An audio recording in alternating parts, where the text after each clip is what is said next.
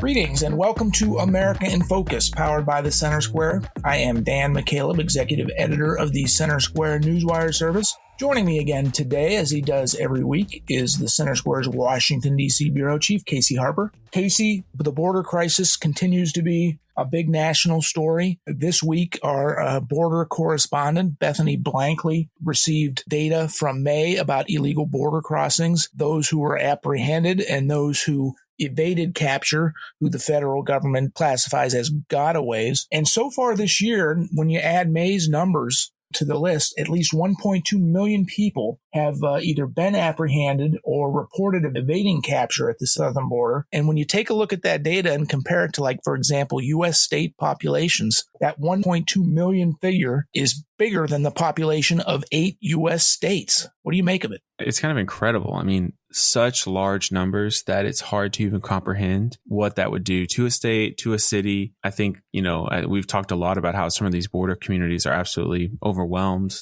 They can't, take care of all the people that are coming in. There's just a flood. Places like El Paso have declared a state of emergency. And so that's the other problem is not only is the population of 8 U.S. states come in just this year alone, but they're all coming in through the same few places for the most part, right? So there's really high traffic areas. And the other thing is, because of changes the Biden administration has made, almost none of these people will be deported. And I think at this point, the word is out and they know that. The Biden administration really is just not deporting anyone unless they have a criminal record. This is a pretty serious criminal record. This is kind of a way through executive action. Biden has decided to kind of circumvent some of the laws on the immigration laws on the books for I guess his ideological or political way of thinking about immigration and its role in American society. So the numbers are going up. So what does that mean? I mean, if we keep doing this at this record rate, and this is not something that's just popped up this year, right? I mean, these numbers have been high for a long time, but even since Biden took office, they've absolutely soared.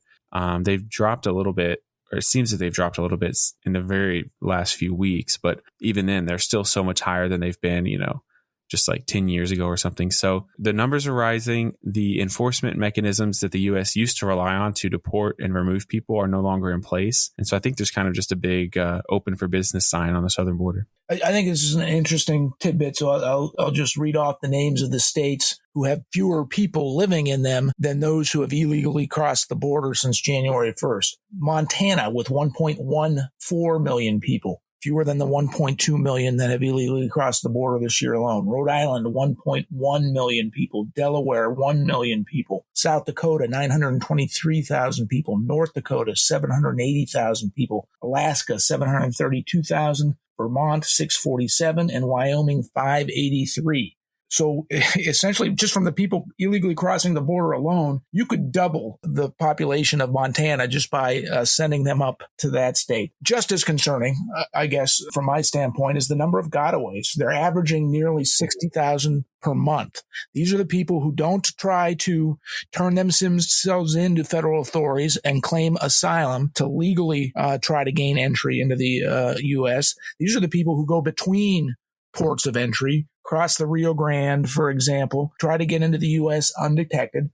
They're averaging 60,000 a month, and the federal government doesn't know who these people are or where they are. We do know well over 100 folks on the terrorist watch list have been apprehended coming into the country, but we don't know how many people on the terrorist watch list evaded capture and part of these gotaway figures.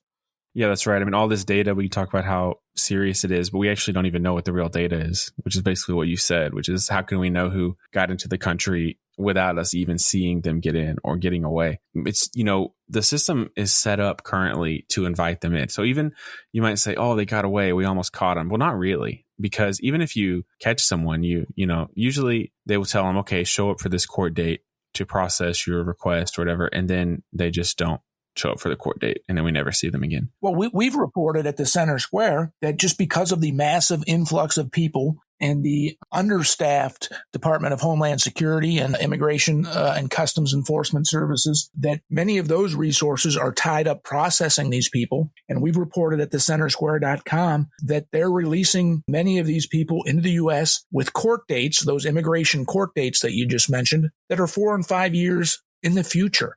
If you're For example, if you're crossing the country, crossing the border into the U.S., maybe don't speak much English, you're apprehended, They give you a court date that's 4 years from now. You think that person's showing up in court 4 years from now? 4 years. Yeah. I mean, the sad thing is, I think people have a lot of compassion, honestly, for those trying to come here. When I was in South America earlier this year, I talked to a lot of people, and their main goal was to get to the United States. It was kind of eye-opening for me to just be not in Mexico, but in South America, and having people say this to me. And so I think people have compassion, but the problem is the system right now is set up where it rewards those who break the law and it punishes those who try to do it legally. If you do it legally, you have to lengthy process. You're going to have to wait forever. But if you do it illegally, you're just let in right away and there's no punishment and you're not going to get deported. And great for you. So the system, it's not only that it lets a lot of people in, it punishes people trying to do it the right way, and it fast tracks it for those willing to break the law. Let me also be clear. We talk about people entering the United States illegally from Mexico. These aren't just Mexican residents. In fact, very few of them are. Guatemala, Colombia. Exactly. All of Latin America, South America, but even countries like China. They're arresting folks who are Chinese nationals trying to enter the U.S. illegally. I don't have the exact number in front of me, but they're coming from like more than 150 countries across the globe. Of course, China is probably the biggest security threat to the United States. How do we know who many of these Chinese are? I'm sure they're part of the Gotaway numbers, 60,000 a month. You got to think people from all different nations are among those stats. We don't know who they are. We don't know where they are. That's got to be a huge national security concern. Definitely. If you fly into the U.S., you have to go through metal detector, show your passport, walk through customs to have your bags looked at. But you and your buddies, and regardless of what list they're on, can bring whatever they want across the border. And of course, we know that's the main reason, the main source of the fentanyl crisis is because there is a power vacuum at the border, and the U.S. government doesn't really have it under control.